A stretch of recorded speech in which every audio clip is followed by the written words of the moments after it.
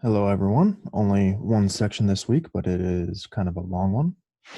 10.3, we're going to be talking about polar coordinates, which are very similar to, well, I wouldn't say similar, but we're going to see some overlap with parametric equations. Okay.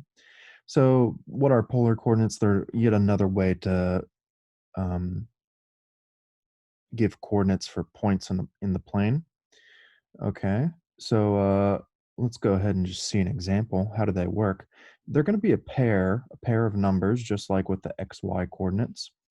But instead of X and Y, where, we have this axis is X and this axis is Y, and if we were graphing their XY point, 7, 4, what would we do? We would go over 7 and then up 4, right? And then we'd be at our point, right?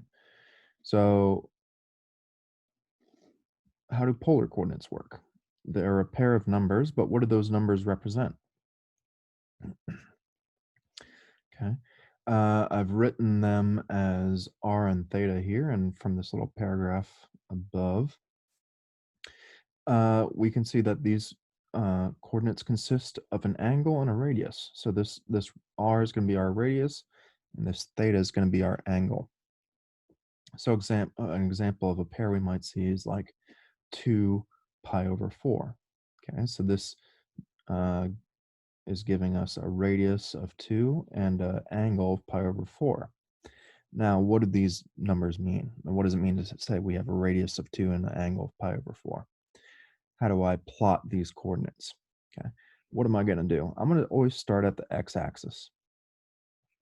And the way I do this is I actually start with the angle here. So let's try and graph this point 2 comma pi over 4. So what I'm going to do is I'm first going to measure this angle from the x-axis, the positive x-axis. So if I wanted to measure an angle of pi over 4, that'd be like this angle, right? And I always move counterclockwise if this is a positive number, if this coordinate is positive, I move counterclockwise. If it's negative, I would move clockwise. Okay. So we have positive pi over 4. So I measure pi over 4 from the x-axis. Okay. So this gives me kind of like a protractor, right? If I think about, this forms an angle. Okay.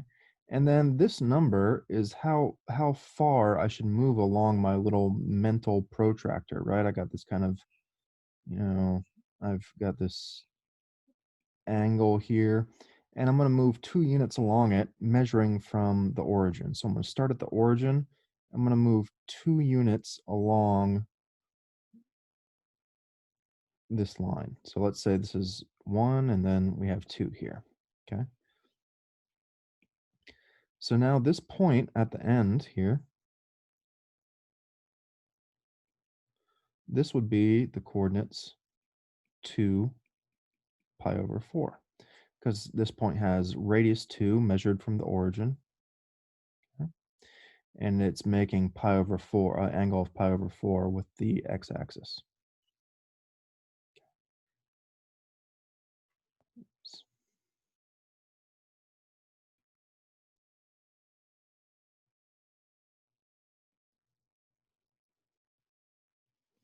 So this point is the point I'm trying to graph, 2 comma pi over 4.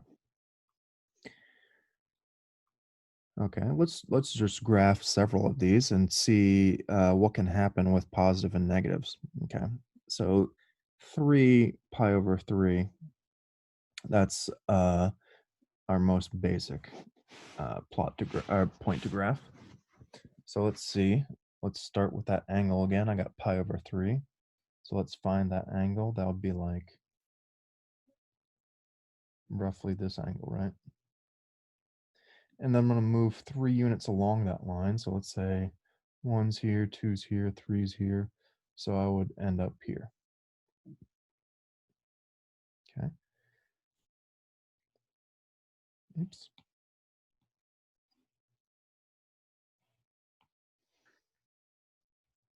So let's say we're roughly there. All right. What about 3 comma negative 3? And let's graph all of these on the same plane so we can see the differences. I'll do this one in blue. Okay.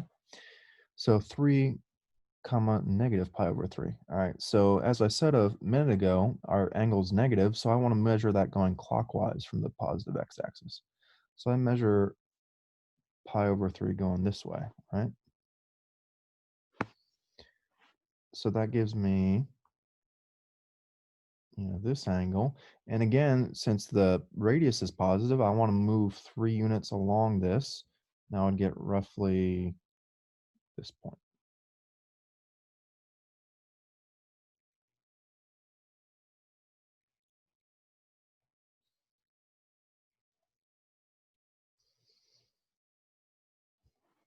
Okay. Now let's do the next one. Let's do it in, we'll call it green. -3, negative pi over 3. Okay, so again, I start with my angle. I got negative pi over 3. So I have the same angle as the previous one. Right, I got this same angle here. But now my radius is negative. So instead of measuring with the angle, I think of it as coming out the back of the angle, right? So instead of measuring positive this way, going with my kind of mental protractor, I'm going to measure out this way to -3. Okay. So this angle here is pi over 3. And so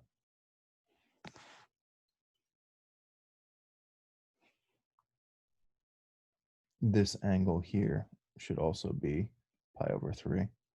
Another way to think of this is like, okay, there's like pi over 6 here. So there should be pi over 6 here.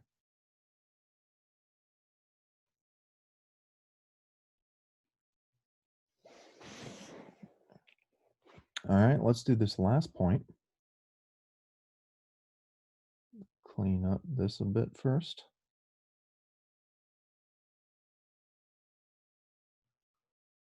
Let's do this last point in, let's do yellow. -3, positive pi over 3. So now my angle is back to being positive. So that was like this angle, right? But instead of ending up at this point, uh, instead of measuring +3 going this way, I'm going to measure -3 going this way. Okay, so I'd end up down here. Okay, so I have these 4 points. Okay, so try and graph some of these on your own, come up with your own points, check the points in the book and in the homework, see what you can come up with. Something important to note is that these coordinates are not unique. So I could have 2 sets of coordinates representing the same point. And that's going to be a point that a topic that comes up in the homework. Let's go to a new page real quick.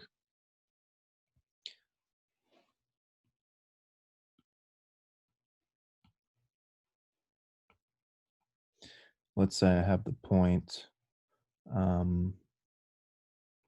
2 pi over 4. Okay, pi over 4 would be just this angle here, and I move 2 units along it. Okay, so maybe I end up right here.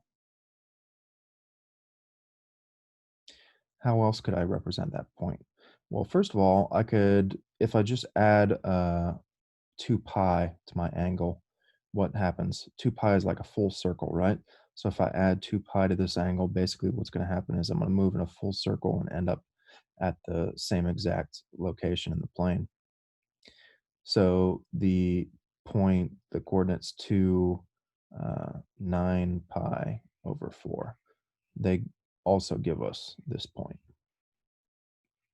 And I could just keep adding 2 pi to this and getting the same point. So like 2, um, what, 17 pi over 4, 2, 25 pi over 4.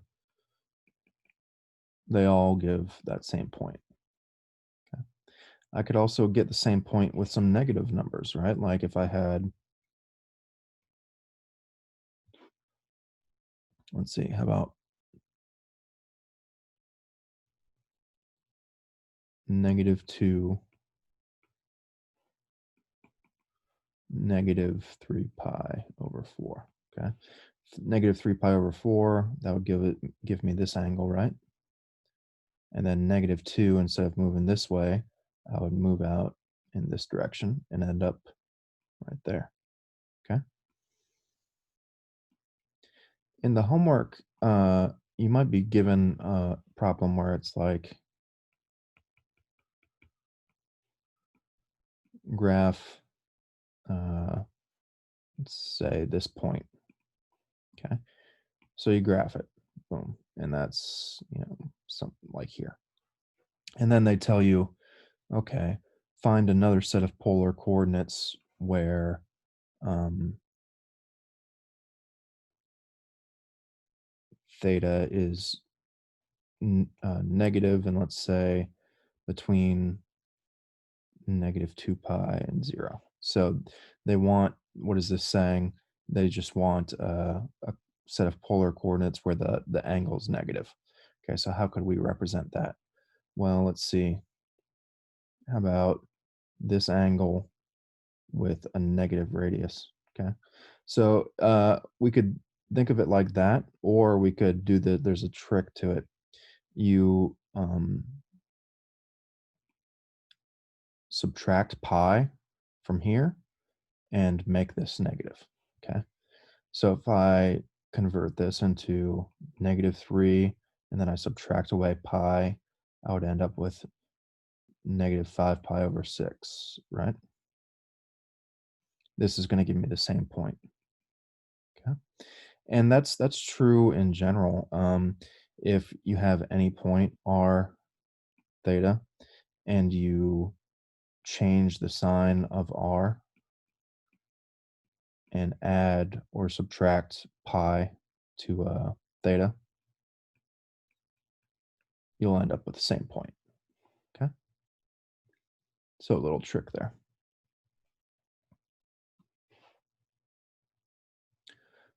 So keep in mind that these coordinates are not unique. We can have like a bunch of different coordinates all representing the same point. Now let's start exploring the connection to Cartesian coordinates, right? Cartesian coordinates, as I alluded to in another video, Cartesian is just what we call the standard XY stuff. Okay. So all of these points we graphed before, like if I'm looking at this plane, I could have also found X and Y coordinates for all these points, right? So the question is, can I convert from polar to Cartesian? And can I convert from Cartesian to polar? And yeah, we can. And it's actually not too difficult. So let's first check out how to convert from Cartesian to polar coordinates. All right, so converting from our usual idea to polar coordinates. All right, so let's first look at it, the little bit of theory. Don't get intimidated by the word theory. It's really basic stuff. All right, so let's say we have this point xy, and I want to convert this to polar coordinates. All right, what do we need to find? So what are polar coordinates? These are radius and an angle, right? So I need to find this radius and I need to find this angle. Okay. What is the radius? The radius is going to be this distance here, and the angle is going to be this angle. So I need to find those two pieces of information. Let's start with the radius. Okay. So the radius, like I just pointed out, is going to be this blue line, this blue distance. So if I have this xy point, what is that blue distance? It's just going to be just going to come from Pythagorean theorem, right? Think about what these xy coordinates mean. If I have a point x comma y, that means I've moved to the right by x and up by y. Okay, so think about this as these x and y is forming two sides of my triangle, and my radius, this blue line, forms a third side. So it's the hypotenuse, right? So let's call this blue line, let's call it r, our radius. I know that from my Pythagorean theorem, r squared is going to equal x squared plus y squared. And if I want to get just r by itself, I have r equals square root of x squared plus y squared. Okay. So notice that when this is always going to be a positive number, right? Because if I square x and square y, those are going to be a positive number, and then I take the square root, and that's going to give me a positive number. So when I do this conversion from xy to polar coordinates, the r it's going to give me is always going to be a positive number. And if for some reason I want to have polar coordinates where r is negative, okay, then I'm going to have to convert after I get this version of polar coordinates. So this method is only giving us one version of these polar coordinates. If we want something else, we'll have to convert afterwards. Okay, but this is how we find r. Okay, so r is just going to be square root of x squared plus y squared. Angle. How do I find angle? All right. So again, what is the angle? The angle is going to be measured from the x-axis to this line connecting the point to the origin, right? Okay. So what is this angle? Again, go back to this idea of the triangle. We have this triangle, right, where I have x distance here, y distance here. I want to find the angle. Think about the trig functions, right? Think about tangent of this angle theta for this triangle. Okay. Think about tangent of that angle. We know that's going to be y over x, right? Opposite over adjacent. So I might not know what I might not know what theta is, but I know tangent of theta is going to be y over x. So let's just take the tan inverse of both sides, okay? When I take tan inverse of this left side, tan and tan inverse are going to cancel. And on the right side, I'm going to have tan inverse of y over x. So I should be left with theta equals tan inverse of y over x. But here we have to be careful because this tan inverse function, think about what values this gives you. You may or may not recall tan inverse only will spit out numbers between negative pi over 2 and pi over 2. Okay, so all the angles this information is giving us are in these two quadrants. Okay, quadrant 1 and quadrant 4. Okay, what if our point is over here, right? Our tan inverse, using our tan inverse method to find this angle, that's never going to give us this angle, right? Because this is in quadrant 3. So what are we going to do? We do the tan inverse thing, and it's going to give us an angle in quadrant 1 or quadrant 4, and then we have to just modify whatever angle this gives us to match with um, our our graph, the point we have graphed. And I'll show you an example of what I mean. So I have this little statement here. We got to be careful because tan inverse only gives us points in or angles in quadrant 1 and quadrant 4. So we need to check that against our graph. Okay, so we have this quick summary.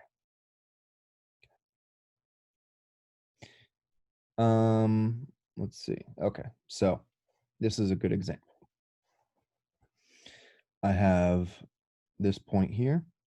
This is what are my Cartesian coordinates? Let's say it's -3, -3. Okay. I want to convert this to polar. So first, let's do radius. I know radius is x squared plus y squared, right? So in this case, r is going to be 9 plus 9 square root. So r is square root of 18. In other words, what? 3 square root of 2. Okay, so that's my radius. What's my angle?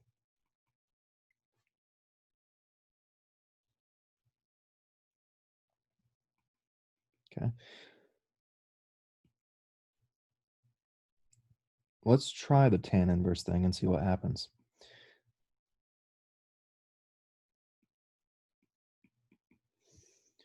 All right. So I need to do tan inverse of y over x. Okay. So I have tan inverse -3 over -3,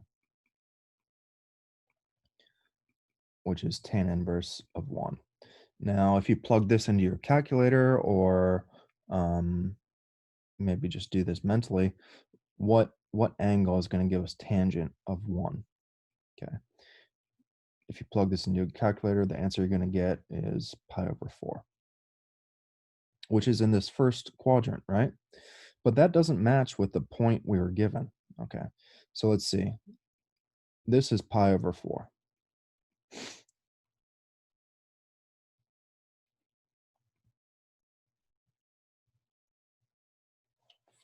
Since my point is in quadrant 3, how do I modify this? What is the version of pi over 4 that's in quadrant 3? It's going to be um, what 5 pi over 4. Basically, what I do is I add either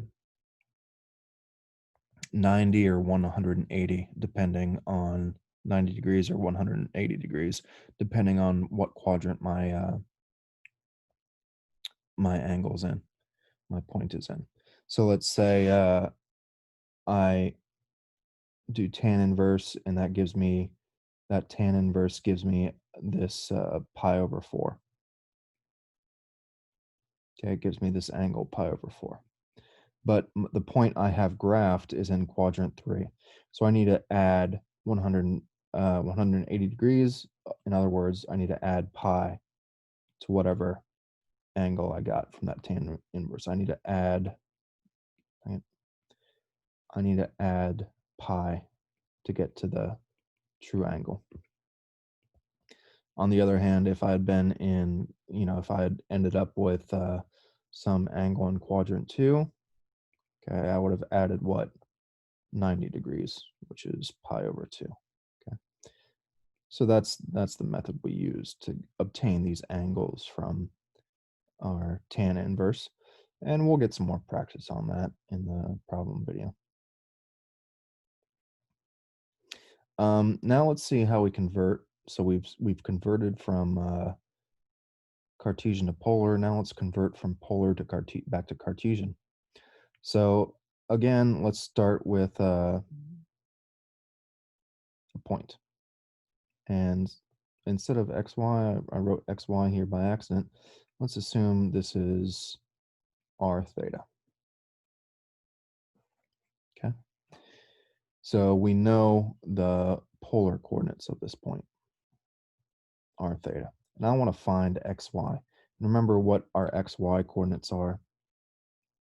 It's going to be this, the x is going to be the distance along the x-axis, and the y is going to be this distance here, which is the same as this distance here. Okay.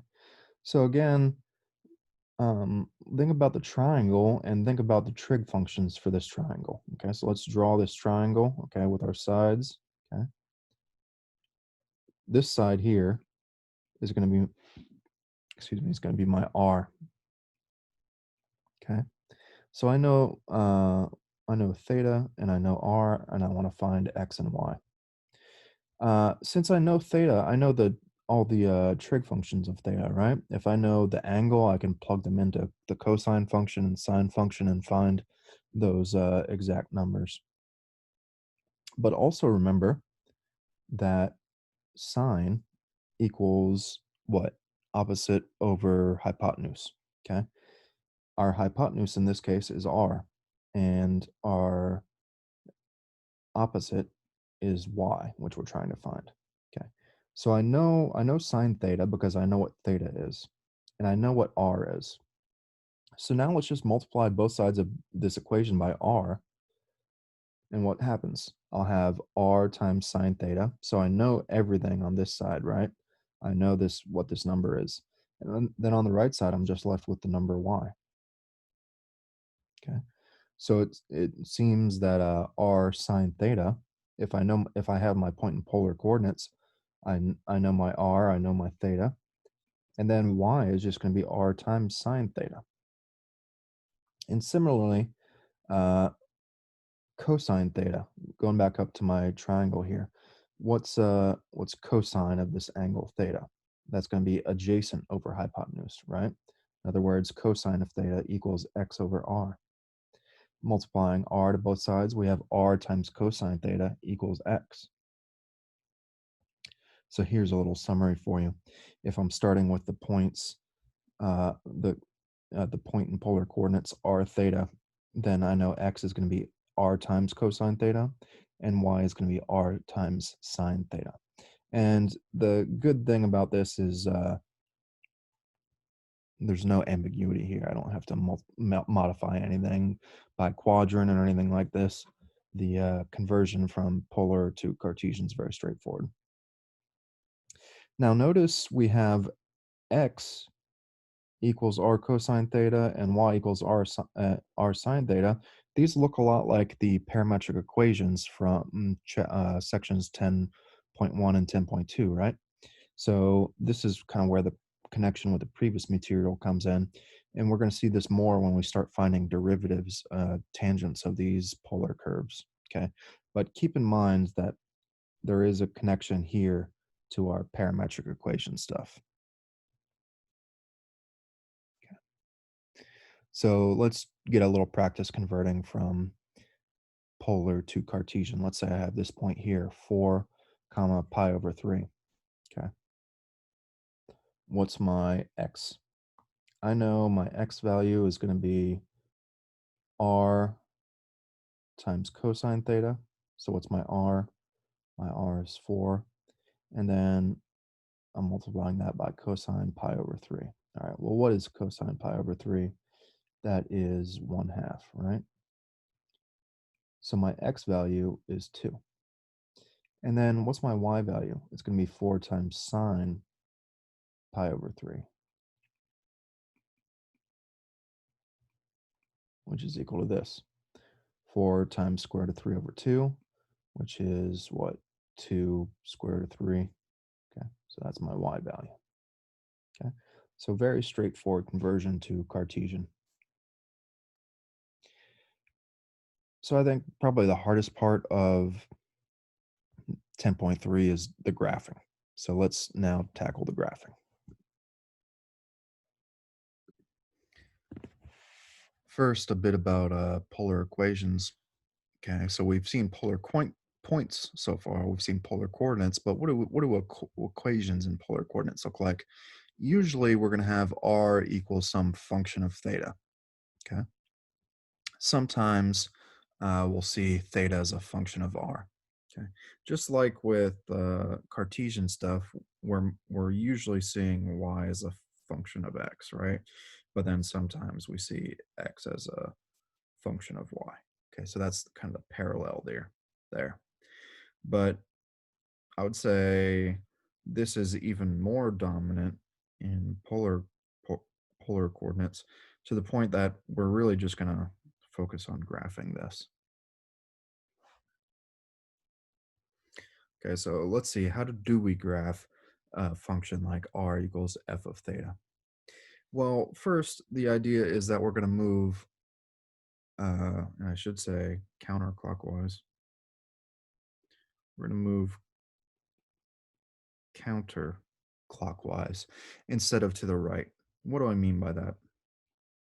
Okay, in polar coordinates, I kind of have this idea where I'm graphing and I'm kind of moving to the right as x gets bigger, right? And I can think of this as like I take this x value, maybe this is x equals 1, and I plug it in my function and I get this y value. And then I move on to x equals 2 and I plug that in and I get that point, and so on. And I graph all these points and it makes this curve. On the other hand, with polar coordinates, I'm kind of, instead of moving, I'm not moving to the right. I'm gonna, maybe I'll start here on my x-axis, but then instead of moving to the right, I'm gonna move I'm actually going to move around the origin. I'm going to kind of move in a circle like this. Okay. And so how does this work? It's like I have r equals f of theta. So let's start at theta equals 0, and I plug that into my function f, and maybe I get my that r is equal to 1. Okay. And then I go to a different angle. I kind of look at, let's say, pi over 4, and I plug that into my function, and maybe I get my radius is equal to 2. So now my point's here. Okay. And maybe I move to pi over 3. Okay. And that'd be like this angle. And then maybe at that angle, my radius is only down here. It's at like 1/2. Okay. And then I kind of, I graph all the points in between as well. And maybe as I kind of move around the center, it gives me, this a function, a graph that looks like this. Okay. So that's the approach we take to graphing polar equations. Okay. So let's see a quick, easy example. Let's say we have r equals theta. Okay, so this is a very, pretty much the most basic polar equation we get, right? So let's do the same thing I was just saying. Let's start at theta equals 0 and just kind of move counterclockwise. So at when theta equals 0, well, r equals theta, so r equals 0. So if r equals 0, I'm just at that origin. Okay. And then let's say I move to pi over 4. Okay. Well, at this angle, at theta equals pi over 4, radius is equal to pi over 4. Okay. And then what's happening in between? Well, let's say like theta is equal to 0.001. Okay. Then radius is equal to 0.001. So basically what's happening is like I got small radius or small angle, small radius at first. And then as my angle gets bigger, my radius gets bigger. And then let's say at pi over 2, here, my angle would be at pi over 2, and then it just keeps growing. So at like angle pi, my my radius is at pi, and then at angle 3 pi over 2, my radius is at 3 pi over 2. At angle 2 pi, my radius is 2 pi, and so on. And we see it actually kind of forms this uh, outward spiral. It just keeps going and going and going.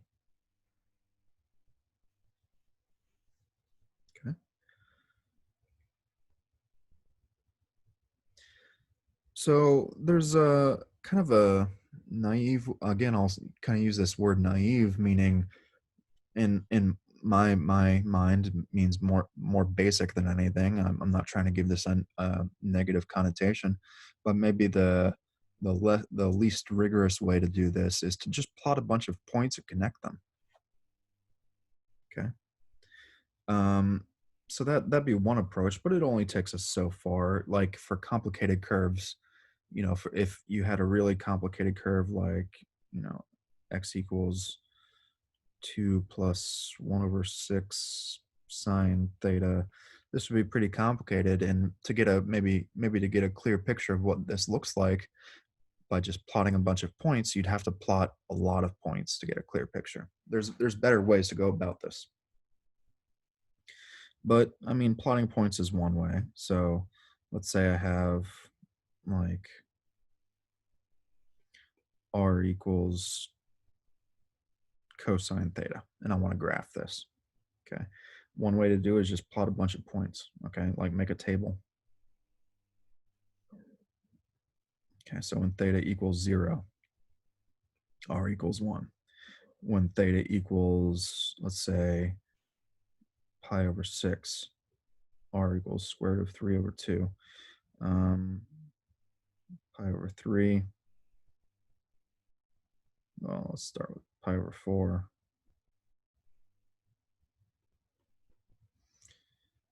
Pi over 3. Pi over 2, 0, and so on. Okay, and this is maybe enough to get an idea of what's going on. So let's call this 1, So let's see, we're here at, at angle 0, and then maybe at pi over 4, which would be like this angle. I'm at radius square root of 2 over 2, okay, which maybe is there. And then by the time, let's see, at pi over 3, I'm actually down here at 1/2. And then at pi over 2, I'm down to 0. Okay. So I've got just a couple points here. So maybe that's not a good, maybe that's not enough idea to get uh, a picture of what's going on. Maybe it is, maybe it doesn't. So if I just had these points here, there's some ambiguity at what it looks like, right? Maybe it's like just a bunch of straight lines. Okay. But really what's happening is if I graph enough points, I'll see that this is going to be like a semicircle. And then if I keep going down to pi, if I graph as far as pi, I'm actually going to get a full circle. Okay. So this is a circle. And it makes, let's see, at uh, angle 0, I'm here. And then by the time I'm back to angle pi, or by the time I'm to angle pi, I'm all the way back to here, the starting point. Okay. So it's a circle. Okay, so this is one way to do it, just like we did with parametric equations, just graph a bunch of points or make a table of a bunch of points and connect them.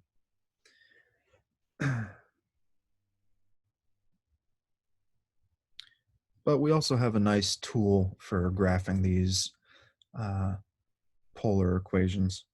Okay, and it's a bit weird.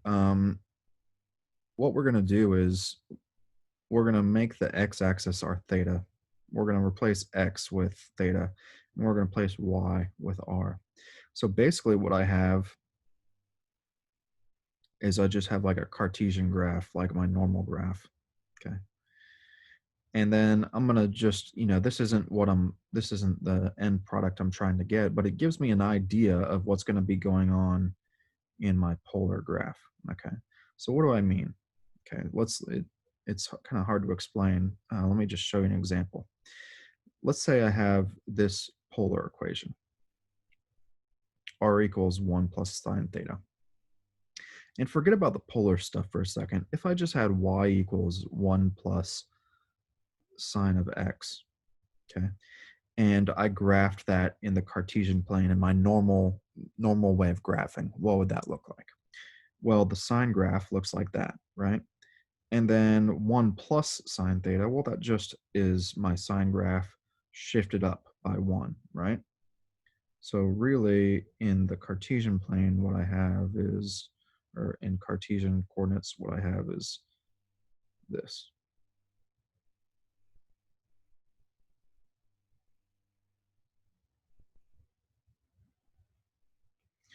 This green graph.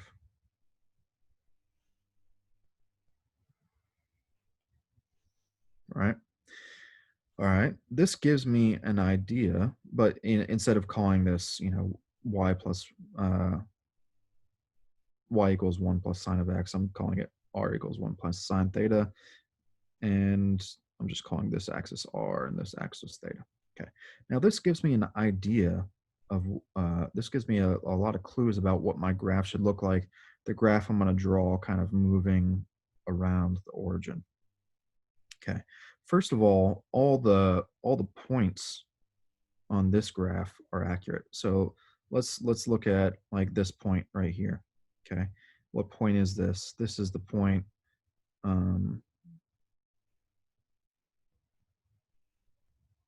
2 pi over 2, right? Well, this point is on my polar graph as well. So if I was doing this in polar coordinates, where's pi over 2? That's this line, right? This axis. And then I move 2 units along it to get to, 1, 2. Okay. So that point, just like 2 pi over 2 is on my graph. Okay, this point is on my graph. Okay. And I can do that with any point. So like this point, for example, that's at 1, what? This is 1, 0, okay, in Cartesian coordinates.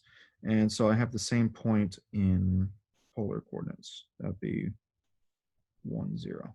Okay, let's see. And then what's happening?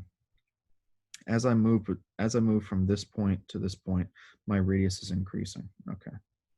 So I have something like this. Okay. And then let's see, this point is what? It's pi, it's 0 pi, right? Okay.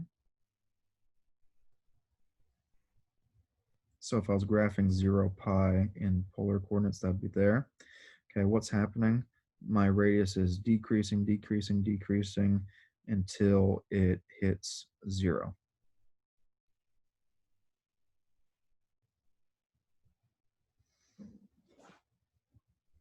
Okay. And now what's happening? My radius is still positive and now it starts increasing again. Okay.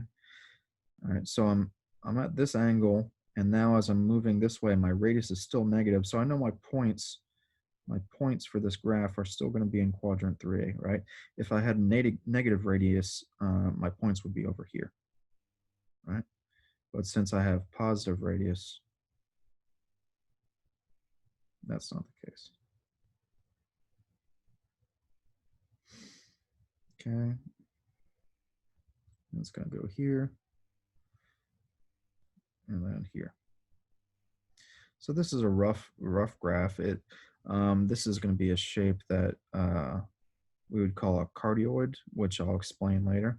And this is, maybe the scale's wrong. Maybe it would actually look something more like something a bit nicer, like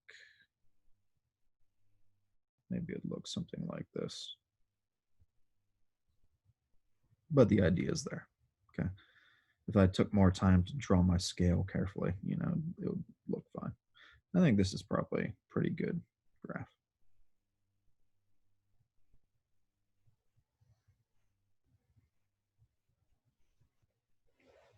Okay.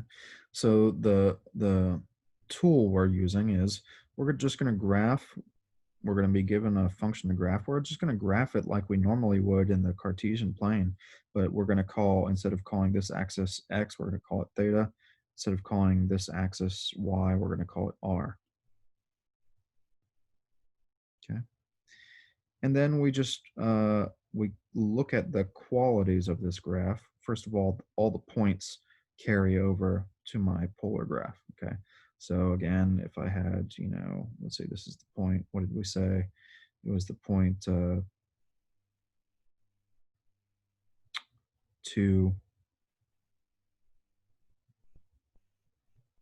pi over 2. Okay. That point is going to be on my polar graph. Okay. And this point was 1, 0. Okay.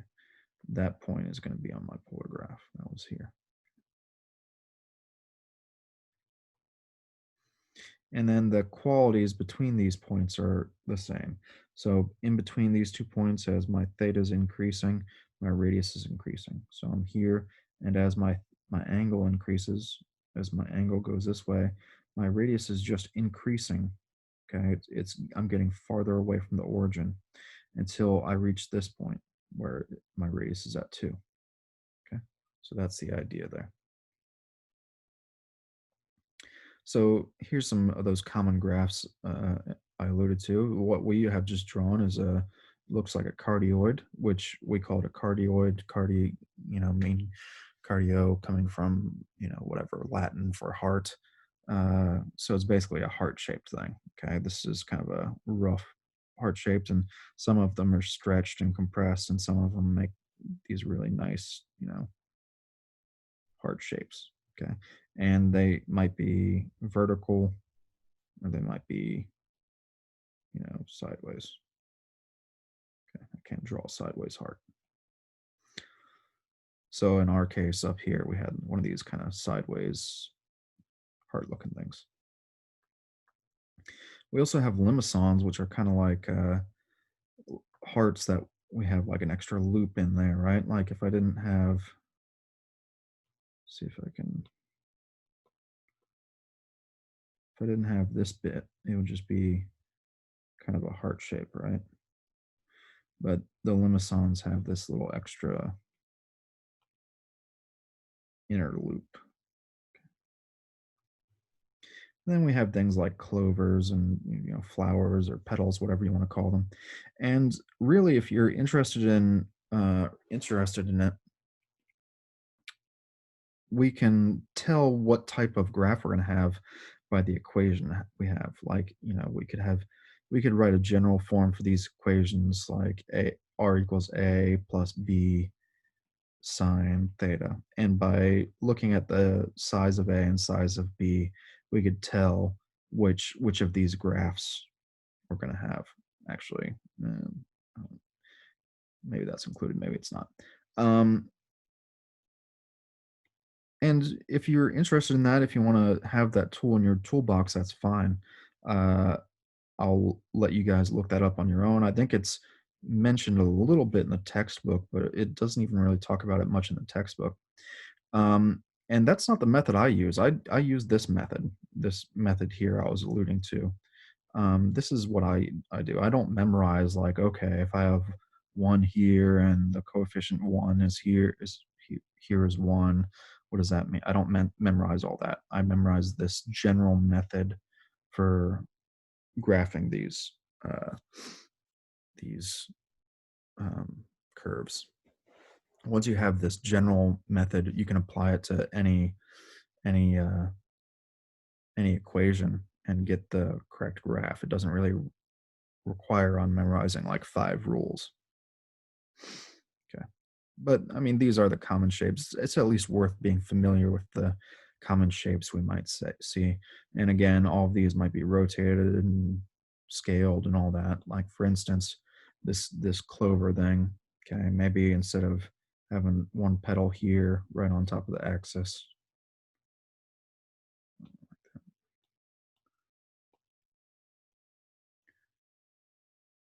maybe the petals will be like this. And maybe there's going to be more of them. Maybe there's going to be like 10, 12, 6, 4, whatever. Okay. It's all just going to be about what the equation looks like. And again, I would just use this method for graphing. Finally, just like with parametric equations, we want to be able to talk about tangents, right? dy dx. So we want to be able to talk about tangents of these polar curves. So looking at these curves, all of these curves have tangents, right? Okay, so there's a tangent line there. There's a tangent line here. Okay, so we want to be able to talk about the slopes of those tangents. But just like with parametric equations, these things aren't functions, right? Like this doesn't pass the vertical line test. So I can't find my derivatives in the normal Cartesian way. I got to use the same method I used for parametric equations. Okay, so recall the connection we made to parametric equations earlier in the video. We have these equations: x equals r cosine theta and y equals r sine theta. Okay, so remember those. And then we're kind of assuming that r is equal to some function of theta. So let's just replace the r's up here with that function of theta. So I can assume that x equals f of theta cosine theta, where I've just replaced r with this f theta. Okay, and similarly, y equals f theta sine theta. Okay, now these are parametric equations, right? I got x as a function of theta, y as a function of theta. This whole thing is just some function of theta, right? Same thing up here. That's just some function of theta. So what I have is a set of parametric equations. Okay, x is a function of theta, y is a function of theta. So just like we had when x was a function of t, y is a function of t. How did we find slopes in that? How do we find slopes of tangents in that, the dy dx? Okay,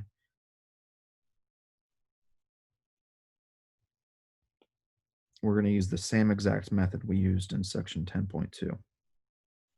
dy dx is going to be dy d theta over dx d theta. And again, if you want to memorize this specific thing, which is the next line down, that's fine. I don't memorize this. Like I basically I know this. I know this top box. Okay. dy dx is dy d theta over dx d theta. And I know these, I know this. Okay. If you know these two things, okay, you can always recreate this. Okay. So I don't, this is a lot to memorize, obviously. Okay. I don't bother memorizing it. I just know I know these two equations, these parametric style equations, and then I know dy dx equals dy d theta over dx d theta. But just for the sake of it, let's see how we go from dy d theta over dx d theta to this thing down here. Okay. So just like in section 10.2 for parametric curves, we have dy dx equals dy d theta over dx d theta, where that theta is our parameter. So in section 10.2 is usually written as t, but theta works just the same. Okay. And then we have these equations up here. X equals f theta cosine theta, y equals f theta sine theta. So we need dy d theta, dx d theta. Okay. So if y equals f theta sine theta, what's dy d theta? Okay, looking at this one. Okay, dy d theta would be, use product rule here, f prime theta sine theta plus f theta cosine theta. What's dx d theta? Looking at this equation now. Again, product rule, f prime theta cosine theta minus f theta sine theta. And then dy dx is dy d theta over dx d theta. So this divided by this,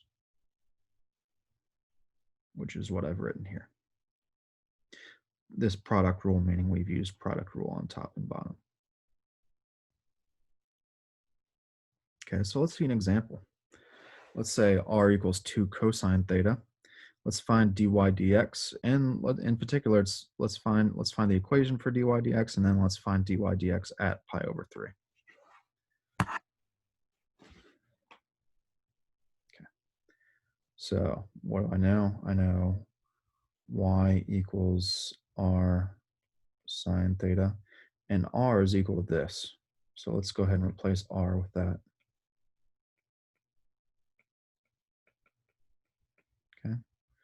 So y is equal to this. And x equals r cosine theta. Again, let's replace r with our function. Okay. And that's my x. So what's dy d theta? I could do product rule. We could also use the identity that this thing equals sine 2 theta, right? So I'll stick with product rule.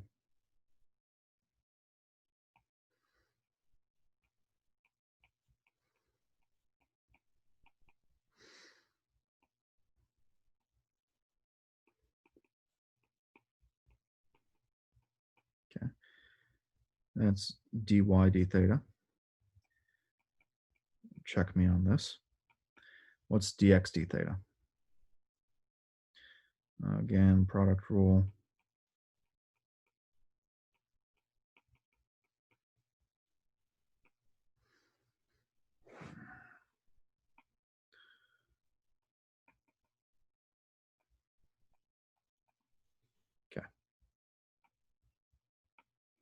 So dy dx should be this line divided by this line.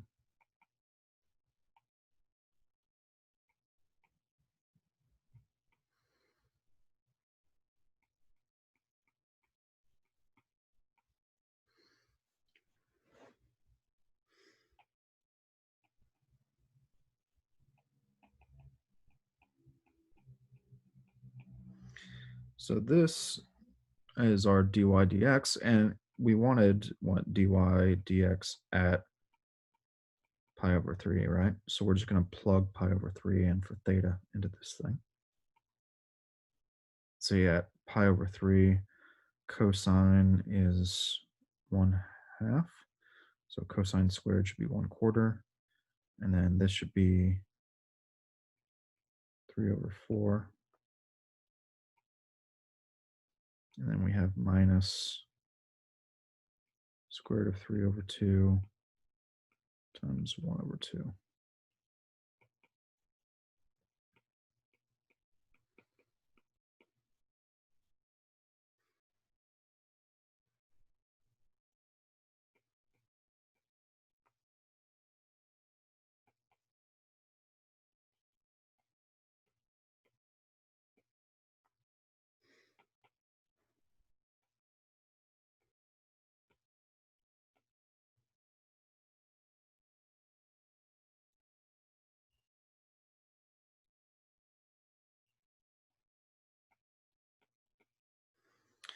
So our final answer should be this, if we want to get the radical out at the bottom, right? Um, this is equal to 1 over square root of 3, and then we multiply top and bottom by square root of 3, and we end up with this as our final answer. So that should be our derivative. And that's really the last topic here. Uh, maybe we, just like with section 10.2, maybe we'll be asked for some applications of the derivative, like maybe your homework problems will be find the equation of the tangent line, right? So the calculus part of that is finding the slope of the tangent, and the rest is just algebra, finding the equation of the line at that point, right? So maybe some similar applications to um, section 10.2. And I'll look over the homework and make a appropriate problem video for that as we go. But that should be all the material from section 10.3. And as I said, it's a lot. Especially the graphing is difficult, so that takes a lot of practice. So don't neglect that. And I'll make sure to do an extra long problem video on that to get plenty of examples on that graphing.